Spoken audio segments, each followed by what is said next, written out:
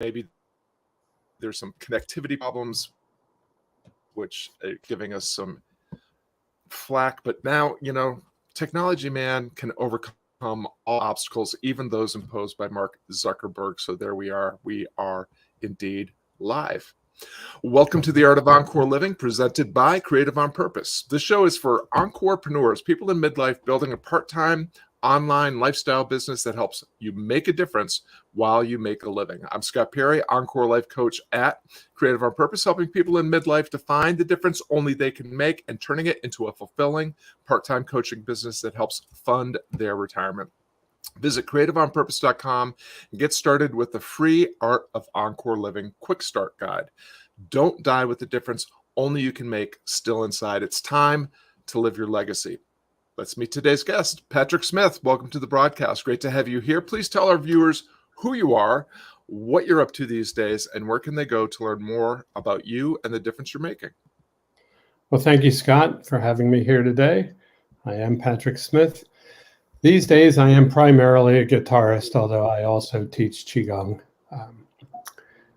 I retired from business 8 years ago and have been able to devote myself to music pretty much full time since then, a little time off for injury, that kind of stuff.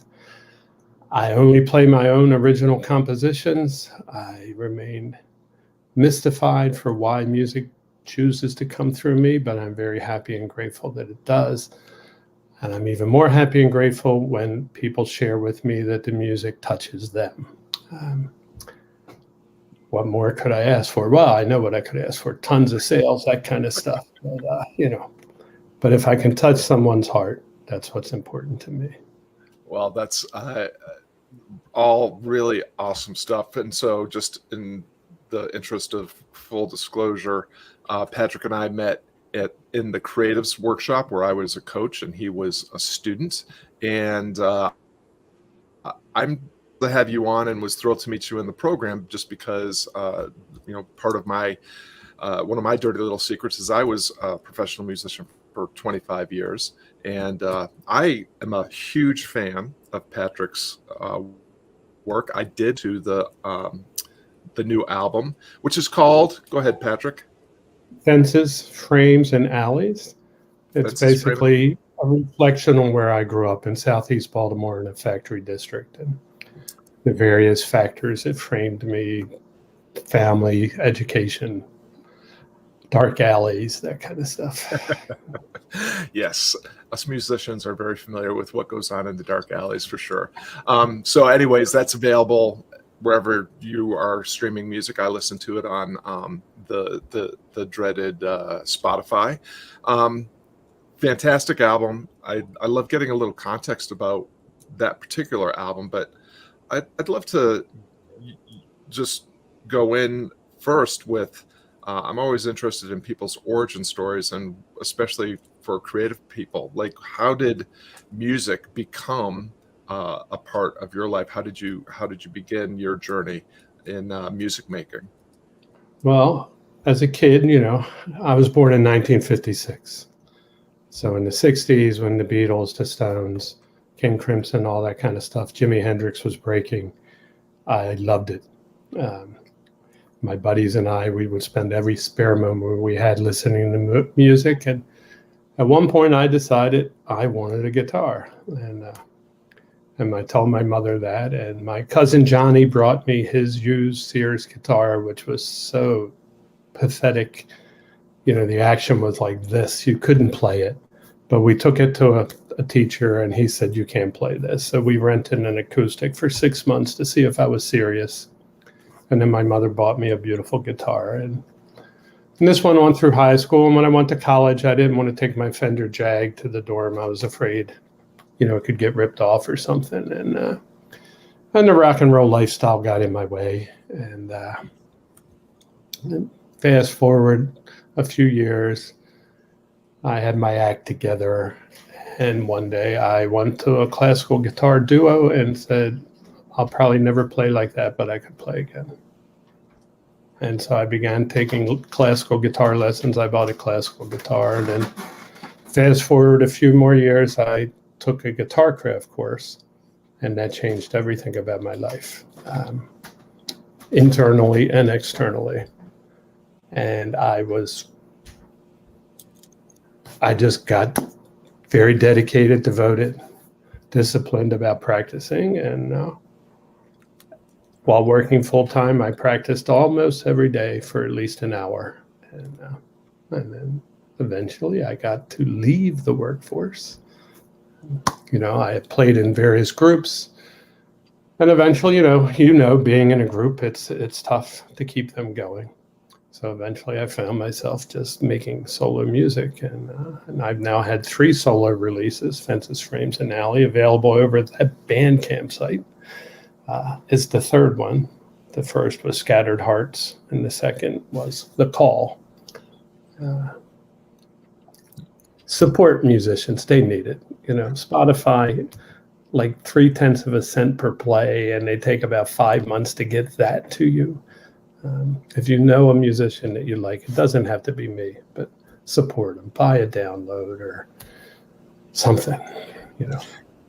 Well, I love the there's a lot of things in there that are worth just reflecting and amplifying a little bit, because I think it pertains to anybody tuning in that is seeking to make, to define and develop their gift, whether it's creative endeavor or coaching or teaching or what have you. And one of the things that you mentioned early in your journey is your first tool was not adequate to for you to learn on, and that's something that I frequently had to talk to parents about when they brought in their kid to learn on a Walmart guitar, which never could be put into tune, never mind stay into tune.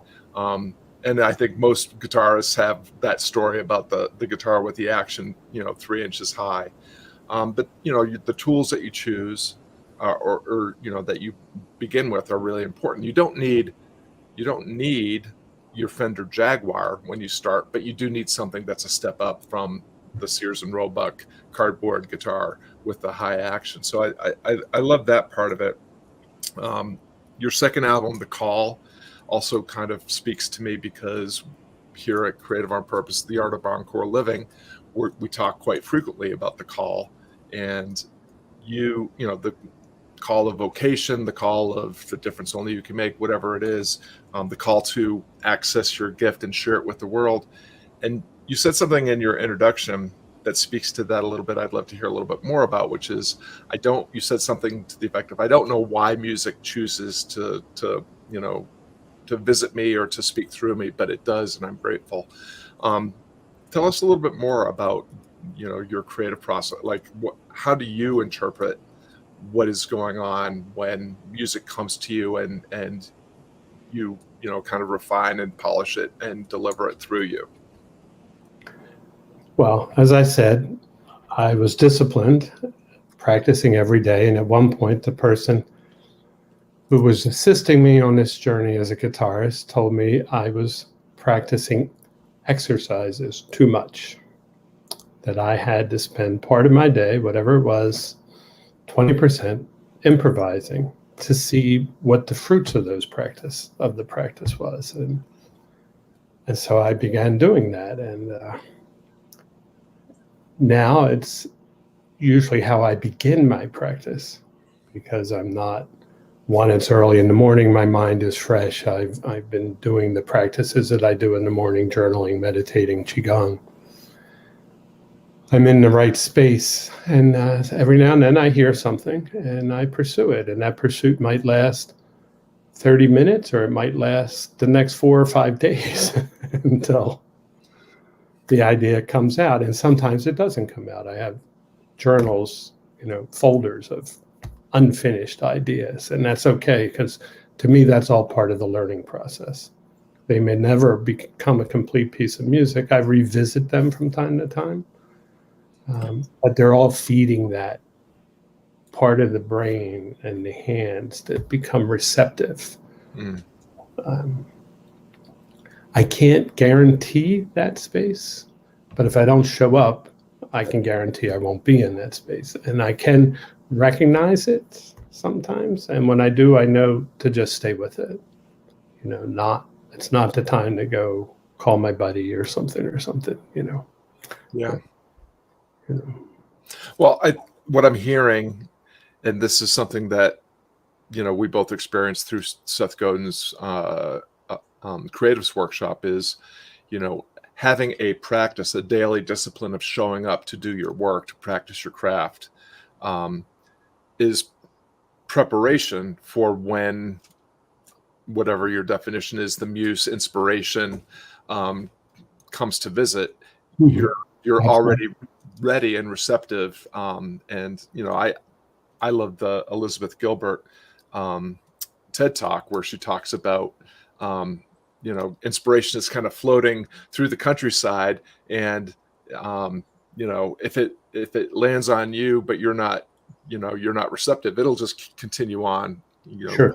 The idea wants to be born, and if it's not through you, inspiration will find someone else that's ready. So I really love that part of it. You also referenced, I can't remember if you said it was a course or a workshop, but something that you took that helped you with the internal and the external preparation of the work. And I'd love to hear more about the internal work. What internal work did you find necessary to kind of work on? A lot of guitar players, I remember very specifically starting to play the guitar because I thought it was going to be the way that I was going to meet girls. And when it didn't work, I turned to football instead, which actually didn't help me get girls either. And it just gave me bad knees and a lot of concussions. But I should have stuck with the guitar, but got back to it eventually. But, I think in general, a lot of us are very goal-driven, outcome, results-driven. And we forget that it really that anything worth doing has to happen from the inside out. So I'm just curious about some of those internal things that were revealed to you that you worked on, and how it helped you get the results you wanted, more as side effects of doing that important internal work. Well, the most important thing I took away from my first guitar craft course was a sitting practice. I took the guitar I had at the time, flew to California, paid a good sum of money to be on this course. And the first thing we did was the practice of doing nothing. And I was sitting there, what was I, 32-ish? Still a lot of energy. And I'm thinking, I paid all this money, you want me to sit here? But by the end of that 5 days, 6 days, whatever it was, it changed my life. And through practices like that I've explored since then and continue to practice regularly, I've seen things about myself, my body, my mind, my spirit, and have found ways to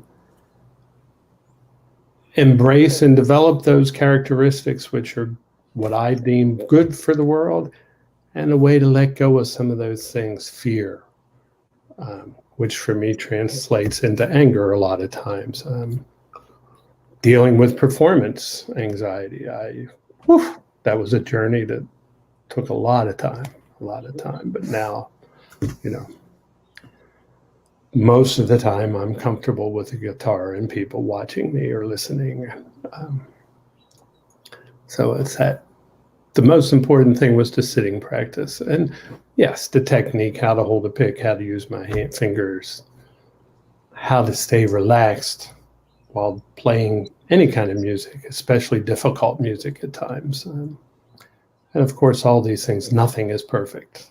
I have to let go of that. Going back to your Elizabeth Gilbert quote real quick, the person that I've studied with has a quote that music is a presence that's constantly available to us, but we are seldom available to it.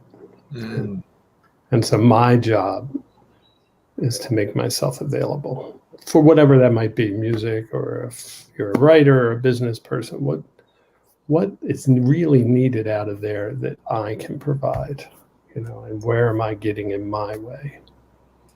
I really love that reflection.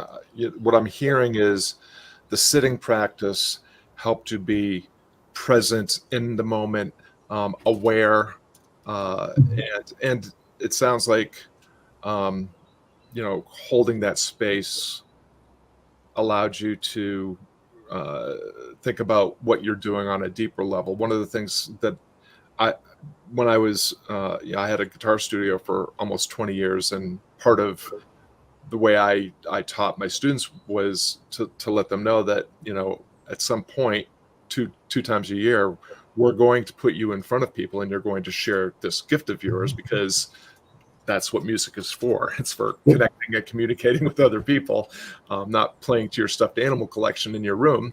Although nothing wrong with that, but and the pep talk I would always give them before their first live performance is, right now you're really concerned about how you're going to look and how people are going to feel about you.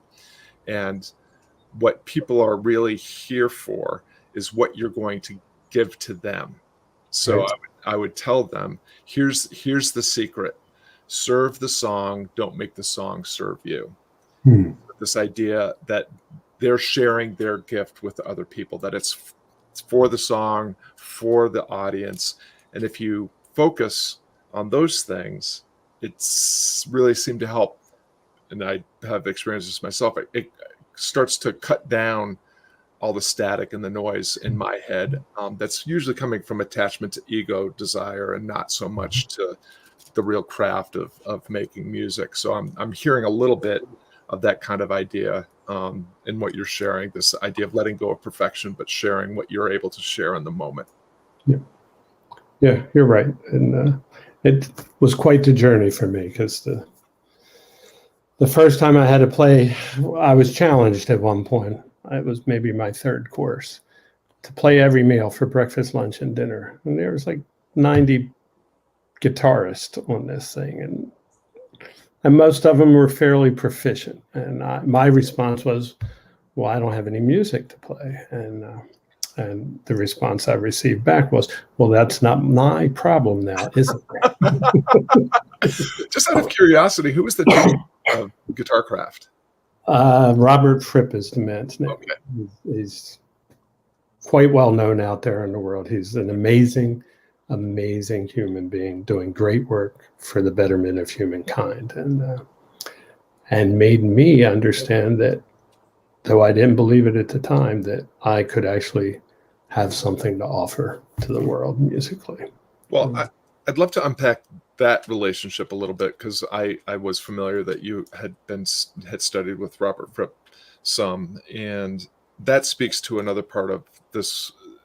When we talked about, you need to have the adequate tools to deliver the difference that you're trying to make. You also have to have a great teacher. I mean, it's, in this day and age, I often, when I was teaching, other guitar teachers would say, it's impossible to make a living anymore as a guitar teacher because it's all on YouTube for free. And I'd say, if you can't compete with YouTube, you've got some problems. YouTube is not your problem. You're your problem. That's just information. And information by itself is pretty useless. Right. So I would love to hear more of your experience with, finding a great teacher, and what do great teachers provide, and maybe if you've had experience with not so great teachers, were there any lessons that you were able to derive from those experiences as well? Well, the first classical guitar teacher I had taught me to practice 20 minutes a day, because when she said an hour, I'm like, oh, I got a job, rah, rah, rah. And the magic of that, when she said just do 20 minutes, that I found was, if I could do 20 minutes, I could do an hour, because by 20 minutes I was into it. And with Robert, he gives us exercises, he gives us examples, music. What I was drawn to, I knew who Robert was since I was a child, and I knew I had no business. I felt I had no business to be in a room with a guitar with that man. But I went to a performance of him with what was called Robert Fripp and the League of Crafty Guitarists. And there was something there that pulled me. Usually in my life, I've been guilty of overthinking things. I saw this performance on a Saturday or a Sunday. I think it was I wrote a letter that Monday and put it in the mail to apply. Hmm. A few months later, when the logistics were available for me to go, I went. And like I said, it changed everything. I don't have enough time to elaborate on it, but he's a very intelligent, generous, kind person that opened up things inside of me. Him and other people. I mean, it's a group collective energy thing that happens, just like when you meditate with a group of people. I mean, it's hard to encapsulate in a few minutes, and I don't want to just go on and on and on. But Well, I just would be curious. Some of the thing I'll just reflect some things that I've noticed in working with good teachers to see if this is your experience as well. What I'm hearing in the way you're describing Robert's teaching is, part of it is just holding a space, for people to show up, with curiosity, with courage, and to explore, the edges of their understanding and ability, which is where learning actually happens always. So I think, that's a hallmark of great teachers is, many of us have had that experience of starting with piano lessons or maybe guitar lessons with a real taskmaster, someone that's, I mean, my first teacher would actually swat my hands when I made mistakes. So different age, but there's real power in, I think, finding someone that embraces that the journey is going to be messy, that you're probably a little bit anxious, and puts you at ease and lets you know that this is a place where we can make mistakes, because that's where growth happens. But the other thing is that I've always found in great teachers is that they're encouraging without being permissive, I guess, is kind of, like there's certain expectations are set, but underneath it all is always this idea of you can do this, and a great teacher will help you take the next smallest step into your potential and possibility. So I don't know if there's anything that you reflect back or add to that. Well, what I would add to that is one of the things I learned in guitarcraft is how I do one thing is how I do everything. Interesting. And so professionally, I worked in the food service environment. I was not a working chef, but I can hold my own. So a very easy place for me to apply some of these principles and practice presence was in the kitchen. So how I chop a piece of garlic or an onion or a carrot, am I there with it, or am I thinking about last night, tomorrow, but all those things can feed that ultimate, which for me would be, can I be present with a note? Because when one is present with a note, people hear it, I mean, when you're not, people may not notice it, but they know when you're present with it. And perhaps when you're present with chopped onions and garlic, people taste it. It's a little more subtle. But, so that idea of it's how I live my life. It's not just that time of the day when I'm practicing or performing. It's everything that leads up to it. Does that address your? Yeah, no, I think that's really, I love what you said, that the way you do one thing is the way you do everything. Because I think we have kind of temperaments and tolerances that are inherent, and I think you're absolutely right. We kind of, we do everything with a certain attitude, but that's something also that you, as you demonstrated in your story, that you can change. You can practice mindfulness, practice presence, and become a more mindful, present person. It reminds me a little bit of the Greeks had two different kinds of time, Chronos and Kairos. And Chronos is the chronological, it's the time passes the way it passes in a Right. very specific denomination that you can't stop or create more of. But Kairos is kind of a moment where time does expand, and it usually has a lot to do with being present, being in flow, all these things that help us feel what I think you were speaking to, which is when a performer is really in the music and with the audience, the room kind of levitates. Time feels a little bit suspended. So I just think that your point is really important, that we can't stop time, but we can expand or amplify the moments of time that we're in and make them more meaningful. Absolutely. Absolutely. I love that. Well, Patrick, we're coming to the end of our half hour together. I would love to, this is a show for people that are defining and dialing in and developing and delivering the difference only they can make. Some of them are artists of various stripes, and some of them are doing it in other creative endeavors like coaching and teaching and so forth. If there was just one final piece of advice or a quote, a maxim, a lesson that you've learned that would help someone tuning in right now fly a little bit higher in the difference only they can make and step into their potential just half a shade braver, what would you share with them? What I would share with them is what was shared with me in Guitar Craft, which is establish the possible and move gradually towards the impossible. So whatever your vision, dream, hope, goal is, establish that and then keep taking those small possible steps.